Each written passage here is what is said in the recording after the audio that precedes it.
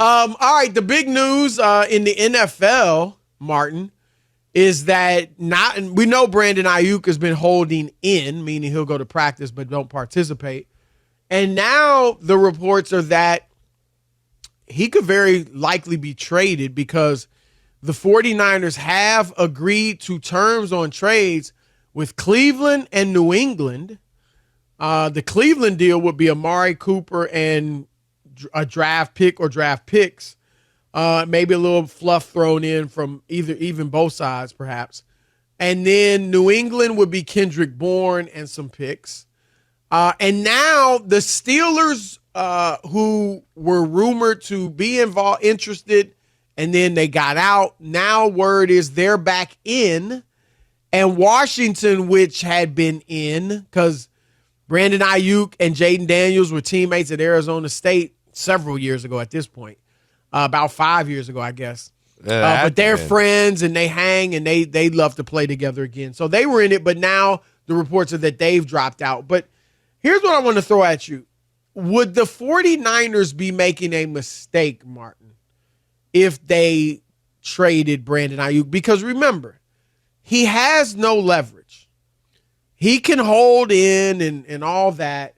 But at the end of the day, if he doesn't play games, now I guess he could, I hate to even put this, but fake an injury. Sure. One of those injuries you can't tell, my hamstring or, my back. Jalen Ramsey's back was bad in Jacksonville, and that cross-country flight to L.A. all of a sudden shaped it right up. There you go. So he could do something like that. But most likely he'd have to play because, your year won't accrue toward free agency if you don't play. And you don't get paid if you don't play and you're not injured. And so I would think he's going to play, but the bottom line is this. Do you think they'd be making a mistake by moving on from Brandon Aiyuk? No, I do not.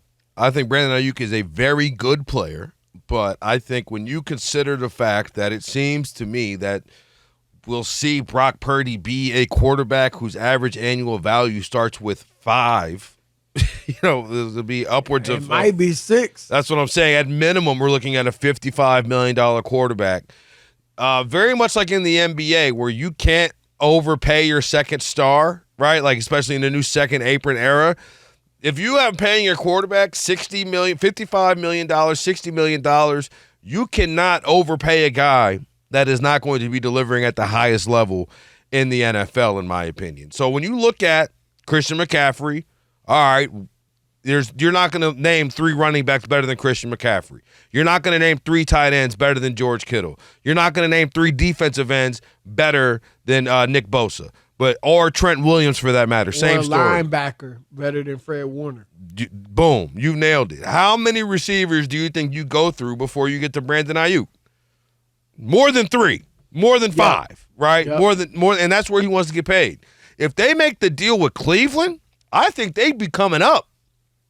So you think Amari's better than Aiyuk? I think when you consider what Kyle Shanahan's offense is asking players to do, which is pretty much just follow the rules and it will work. That's why, like Trey Lance, for example, couldn't work because it was having a little bit of trouble processing where to go with the ball, when to go with the ball, right? That's why Brock Purdy does work, in my opinion, in Kyle Shanahan's system because he's just literally painting by numbers, following the rules. And the way you're able to do that is by having your skill position players be very, very precise. When you hear Chad Ochocinco or these other guys who talk about wide receivers in the way that they do, they always have Amari Cooper and Devontae Adams as 2 of the 5 best route runners in the NFL. I think we saw last year, even with 5 different quarterbacks throwing him the ball, that Amari Cooper was able, A, to be productive, and B, he had a game where he went for like 270. Like, be productive at a very, very high level. And when you put him in that San Francisco offense and he takes over that outside the numbers position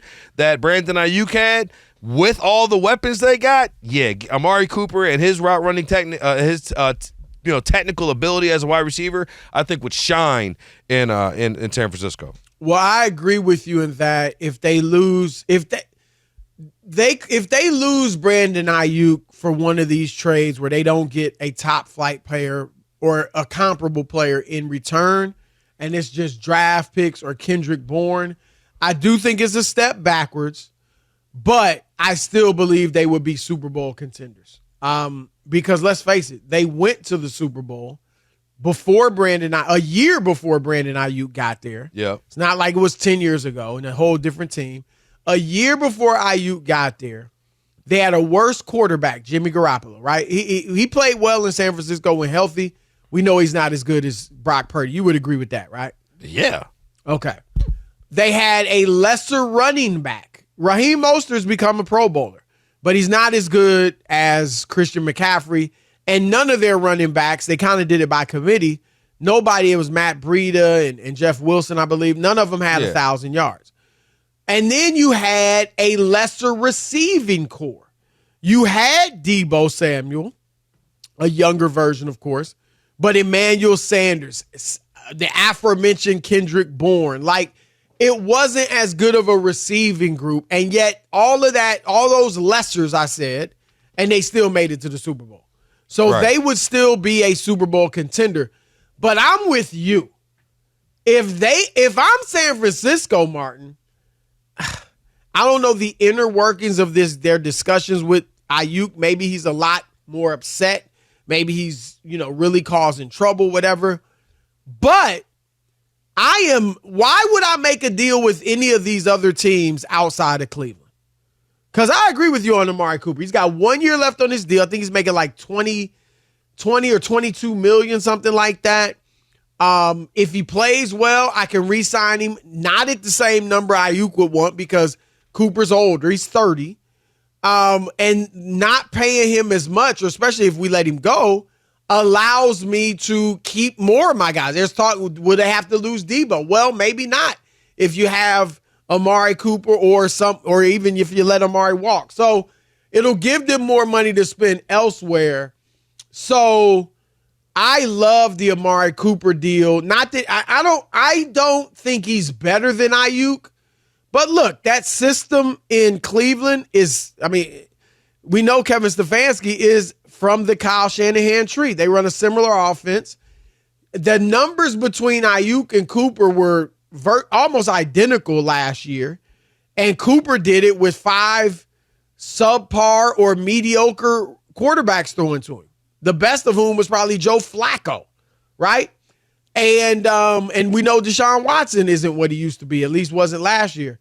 And so I'm with you. If they can get Cooper and they get draft picks or a pick, they're going to need those picks once they sign Purdy to bring in other players. Remember, you still got Ricky Pearsall. Yep. And who I think he's a 4.4 burner from college. Florida. Yep. Yeah. And I think he could have a nice year. I'm not saying he's going to light the league on fire and be an all-pro, but I think he could have a good year, especially later in the season once he gets used to everything.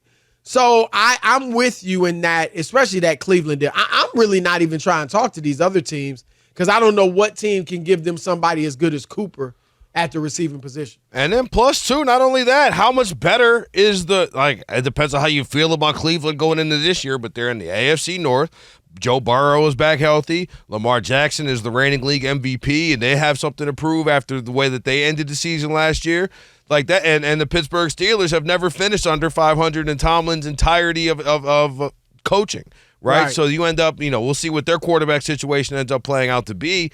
But you're in a tough division there. If you're the Cleveland Browns, that pick is going to be, it may not be New England Patriots good, a team that is slated to win 5 games a whole year, but 4. 4.5, right? But a team that is, it may not be that good, but it could be the 5th pick or maybe the 11th pick. Like, I'll take the 11th pick with Amari Cooper if I can get a first rounder for him. Well, I don't think they're going to get a first one with. I think they'll get.